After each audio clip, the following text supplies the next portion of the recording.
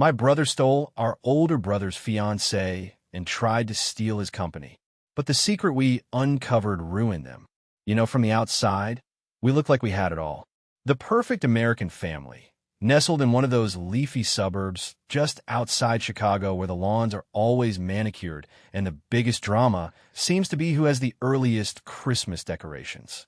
Our house, a sprawling two-story colonial Dad had added onto over the years, was the hub. Summers meant the smell of Dad's barbecue wafting from the deck he built with his own hands, mingling with the scent of Mom's prize-winning roses. Winters meant Mom orchestrating these huge, almost impossibly perfect holiday gatherings. There was a pressure, you understand, an unspoken rule that we had to look perfect, even when things inside felt off. There are four of us kids. First, there's Ethan, 31. He's the golden child, the one who actually built a construction empire from little more than Dad's old contacts and his own relentless drive. He's the family's pride, the benchmark. But his success came with a price. He was always working, always pushing, and sometimes he missed things. He had this blind spot, this belief that everyone else must operate with the same integrity he did. It made him generous, but it also made him vulnerable. I remember him missing Sophia's nursing school graduation dinner because of a last-minute crisis on a build site. He looked wrecked about it, but the work always came first. It was a detail I'd remember later, a detail someone else would twist like a knife. Then there's me, Liam, 28. I'm the IT guy, the quiet observer in the middle. I'm the one everyone calls when their laptop crashes or their Wi-Fi goes down, but I often feel like the family's emotional tech support, too. I see the glitches, the error messages in people's eyes, but my biggest flaw has always been a paralyzing fear of conflict. I'd rather swallow my concerns than risk upsetting the delicate, often precarious, balance Mom tried so hard to maintain. Sophia, at 26, is our heart. She's a nurse, empathetic to a fault, the one who remembers birthdays and always knows when something's wrong. But she's often caught in the crossfire, trying to soothe egos and broker peace treaties in a family that was quietly gearing up for war. And then there's Noah, 24, the baby, the charming screw-up. He drifted through life on a cloud of entitlement, funded largely by Ethan's generosity and Mom's endless excuses. Deep down, though, under the easy smile, there was this curdled resentment. He had this warped idea that Ethan had somehow stolen his destiny. Years ago, Noah had some half-baked business idea, something about luxury doghouses, and Ethan, being practical, had refused to sink thousands into it. Noah never forgave him. He saw Ethan's beautiful home, his thriving business, not as something earned, but as something stolen from him. Into this carefully constructed world walked Chloe, 29, an interior designer Ethan met at some high-end trade show. She was magnetic, smart, beautiful, ambitious, with a laugh that could disarm anyone. She seemed tailor-made for Ethan, for our family. She came from a background she hinted was difficult, which made her drive seem admirable. She learned everyone's favorites, charmed Mom with talk of recipes, discussed blueprints intelligently with Dad. She was a chameleon, reflecting back whatever you wanted to see. She expertly complimented Mom's slightly dated living room furniture while painting a picture of a chic, modern update she could help with. It wasn't long before she wasn't just Ethan's fiancée. She was practically running the design side of his company. Ethan, blinded by love and relief at finally finding someone he thought he could build a life with, gave her everything.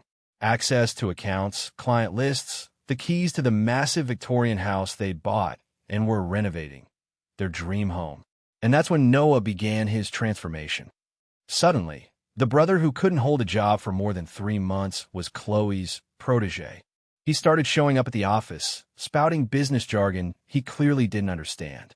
I watched him once, standing in front of Ethan, confidently presenting one of Chloe's intricate design proposals as if it were his own, while Chloe stood beside him, nodding encouragingly, her eyes shining with fake pride. It made my stomach clench, but Ethan beamed. He was so desperate to see Noah finally find his footing. The red flags started small, easy to ignore, easy to rationalize. I was at Noah's apartment, an apartment Ethan paid for, fixing his eternally crashing laptop. As it booted up, I saw a folder on his desktop labeled EC Assets. Before I could think, he quickly clicked away, laughing it off as some stuff for Ethan. It felt wrong, but I told myself I was being paranoid. Then there was the perfume. Chloe wore this distinct, expensive scent, sandalwood and vanilla. One evening, Noah stopped by our parents' house after supposedly spending the day researching suppliers at the library. As he leaned past me to grab a beer, I caught it, that unmistakable scent clinging to his jacket. My blood ran cold, but I said nothing. What could I say?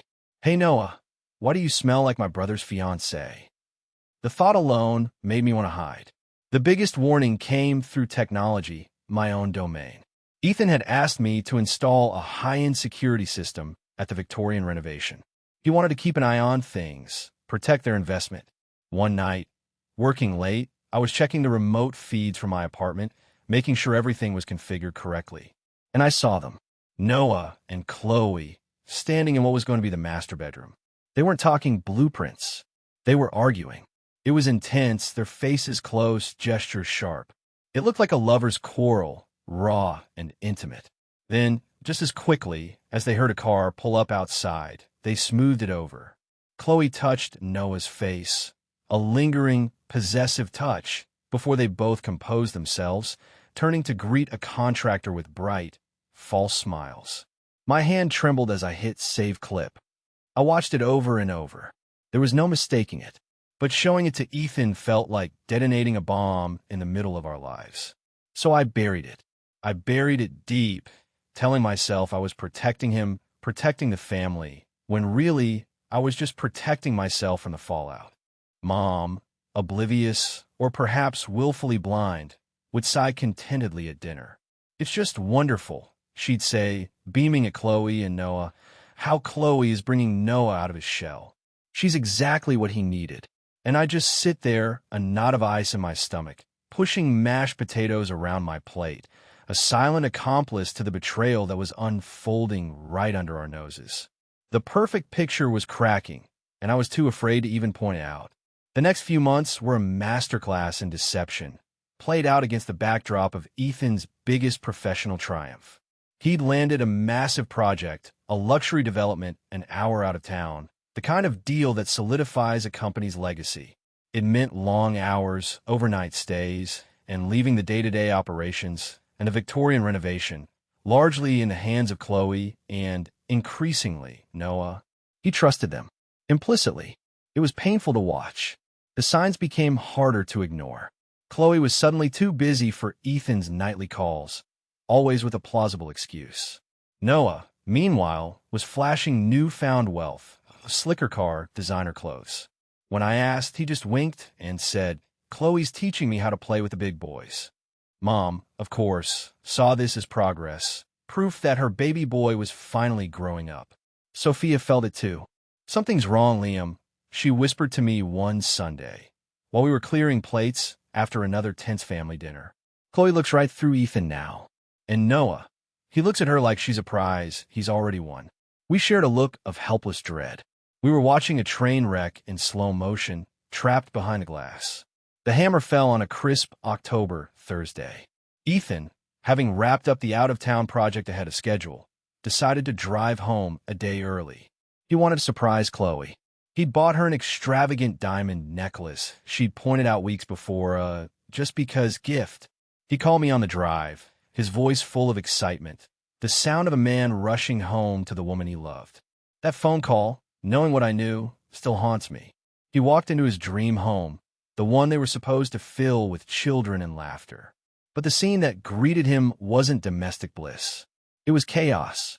Clothes scattered, Chloe's silk blouse on the newel post, Noah's telltale expensive sneakers by the door, empty wine glasses, and then the sounds. Laughter coming from upstairs. Their laughter. He told me later it wasn't just finding them in his bed, the bed he had chosen, the sheets he had bought, that broke him. It was what he heard as he stood frozen in the doorway, the necklace box heavy in his hand. He heard Chloe laugh, that bright, disarming laugh, and say, "God, he's so easy." Another week, and we'll have access to the main investment accounts. And Noah's reply, smug and low, he'll never see it coming. By the time he does, it'll be our company, our house. The world didn't just tilt for Ethan, it shattered. The love, the trust, the future he'd envisioned, all incinerated in that single, brutal moment. When he finally spoke, his voice was unrecognizable, stripped bare of all warmth, leaving only glacial calm. My bed, my house, my company, he said, stepping into the room. They scrambled, shocked, guilty, but Ethan's eyes were fixed on them with an unnerving stillness. You seem confused about ownership. Let me clarify. Get out. Noah tried to bluster, to talk about feelings, about connections. Chloe started to cry, her beautiful face crumpling in a way that looked practiced. Ethan just stared. You have 5 minutes, he said. He called me then, his voice hollow. It's happened, Liam. Come get him. I broke every speed limit, arriving to find Ethan standing on the porch, methodically, almost robotically, stuffing Noah and Chloe's belongings into black trash bags. I didn't hit Noah. I wanted to tear him apart. But I just grabbed his arm, his fancy new jacket feeling slick and wrong under my hand, and dragged him out, away from the wreckage he'd caused. The fallout was immediate and ugly. Mom arrived, a whirlwind of tears and denial. These things happen, she pleaded, her voice high and strained. Feelings are complicated. We're a family, Ethan. We have to forgive. Think of what people will say. It was like pouring salt on a gaping wound. Ethan looked at her, truly looked at her, and saw not a mother, but an enabler. It was a devastating realization. Sophia and I stood by Ethan, a silent wall. Dad arrived later. He didn't yell. He just looked at Noah, who was now trying to plead his case on the lawn, and his face hardened. You've made your choice, he said, his voice quiet but final. Live with it. He then walked into the house, went straight to the mantelpiece, and took down Noah's graduation photo. Noah and Chloe, far from being shamed, doubled down. Within weeks, they'd rented a flashy apartment downtown. Paid for, we'd later learn, with funds Chloe had already siphoned.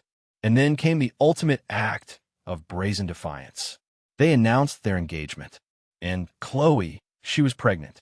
They plastered it all over social media, trying to paint themselves as star-crossed lovers overcoming obstacles, a narrative designed to garner sympathy and isolate Ethan.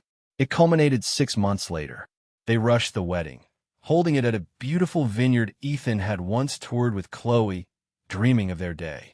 And, in a move of staggering audacity, they served Ethan with a lawsuit the morning of the wedding.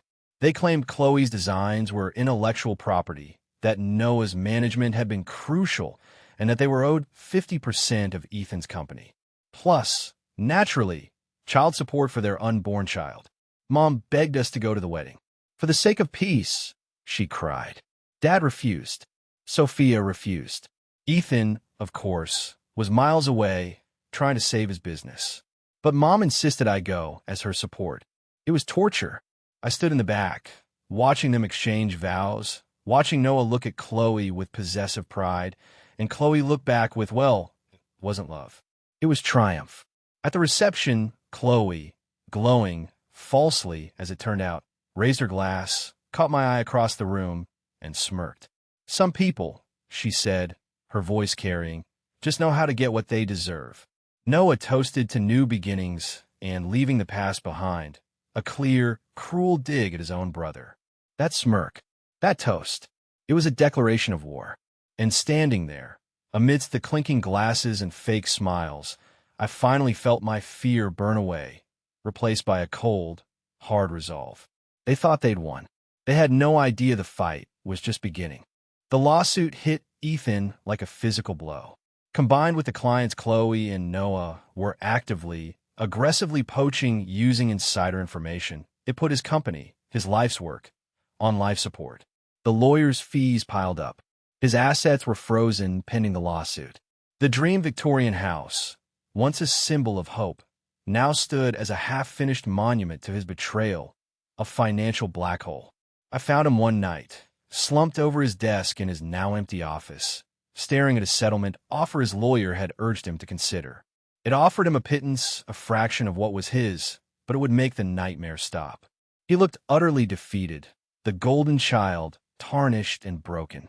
Maybe they should just have it. Liam, he slurred, pushing the papers towards me. Maybe it's not worth fighting for anymore. Seeing him like that, seeing the life drain out of my strong older brother, was the final push I needed. The image of Chloe's smirk and Noah's smug toast burned in my mind. No, it was worth fighting for. They weren't going to win. Not like this. My IT skills, once just a job, now felt like a weapon. I wasn't just fixing computers anymore. I was going to unearth the truth, bite by painful bite. I started spending my nights buried in a digital excavation. It wasn't hacking. It was meticulous, painstaking detective work. I started with Noah's old laptop, the one I'd fixed countless times, the one he'd carelessly left behind when he moved out. Using forensic data recovery software, I began pulling up deleted files, fragments of conversations, a digital ghost of his past. And I found it, an old, supposedly deleted cloud backup account. It was a goldmine.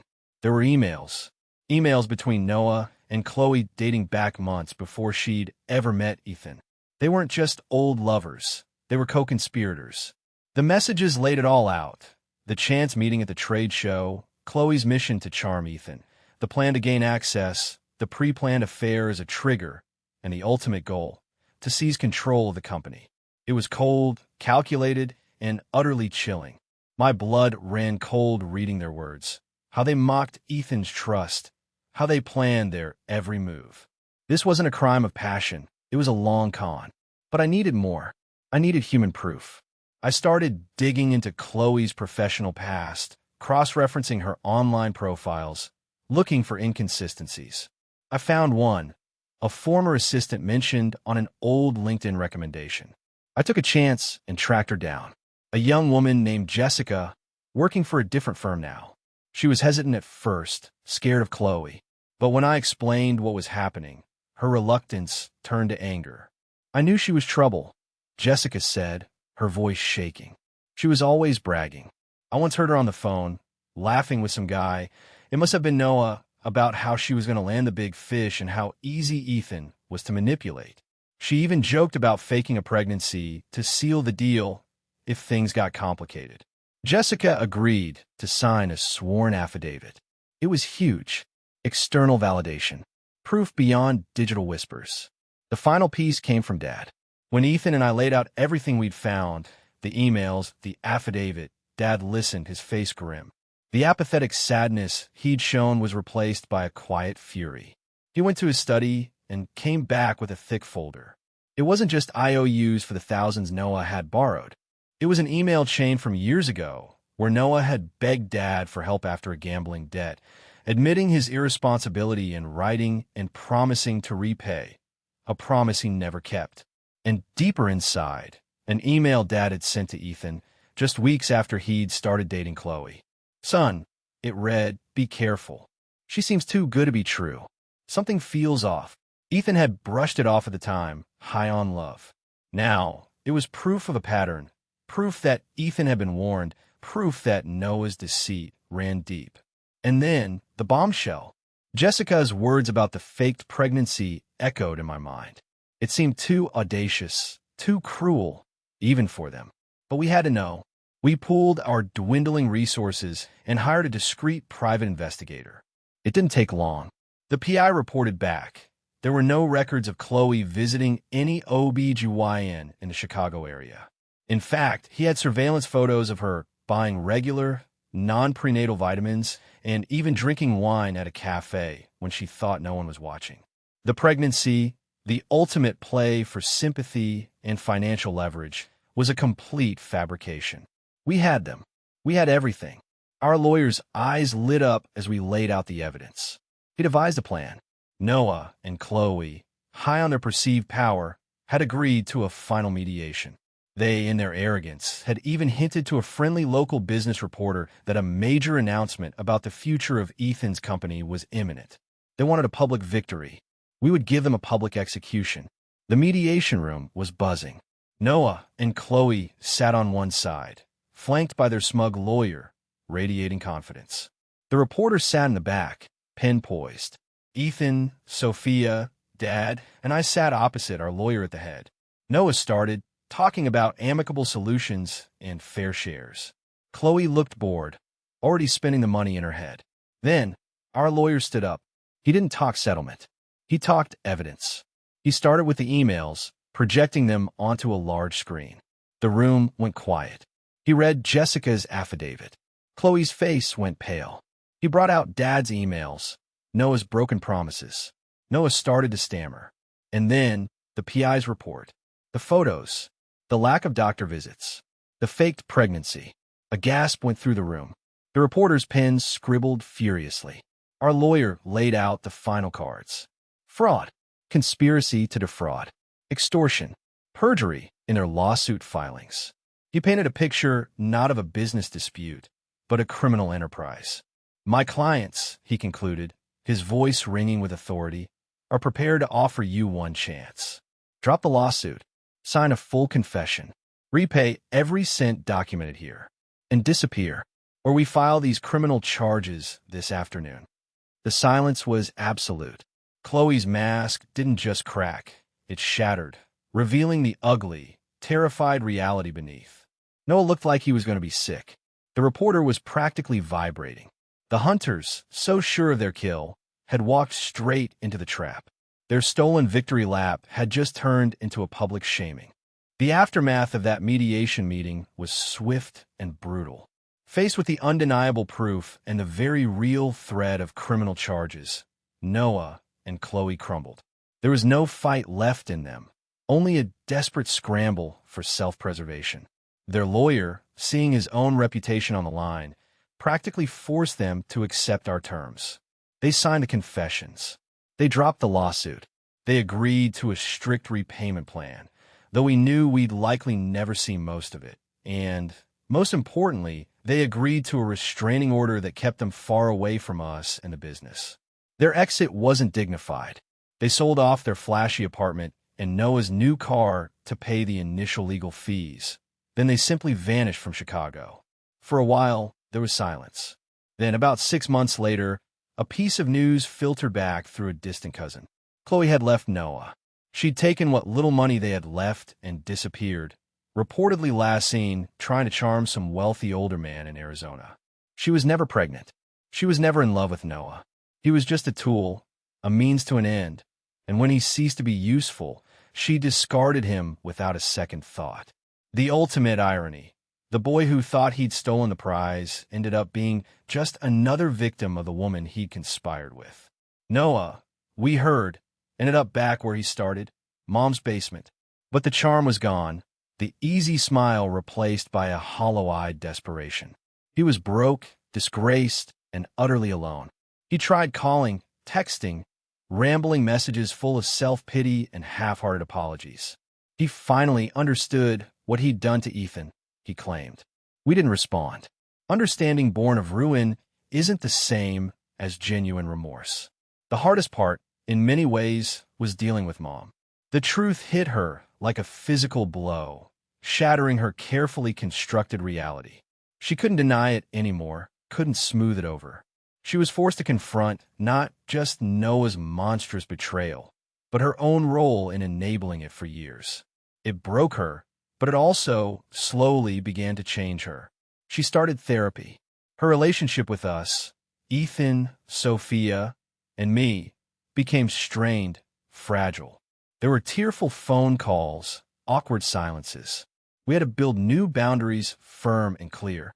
It wasn't about punishment. It was about protecting ourselves. It's a long road, and I don't know if our relationship will ever be what it was, but for the first time, it feels like it might become something real, based on truth instead of illusion. Dad, on the other hand, seemed to find a new, quiet strength. The sadness was still there, a shadow in his eyes when Noah's name came up, but there was also a new respect between him and the rest of us. We'd faced the storm together, and we'd survived. Ethan's recovery was slow. The scars are deep. He sold the Victorian house, unable to bear the weight of its memories. His company, leaner now, survived and began to thrive again, built this time not just on grit, but on hard-won wisdom. He learned to trust again, but cautiously. He started dating a wonderful woman, an architect, sharp, funny, and refreshingly genuine. He takes things slow now. He values character above charisma. He makes time for us for quiet dinners, for just being together. Our bond, forged in the fire of betrayal, is stronger than it ever was. And me? I'm not just the quiet IT guy anymore. I found my voice. I learned that sometimes conflict isn't something to be avoided, but something to be faced head-on, especially when you're fighting for those you love and for what's right. My self-worth isn't tied to being invisible anymore.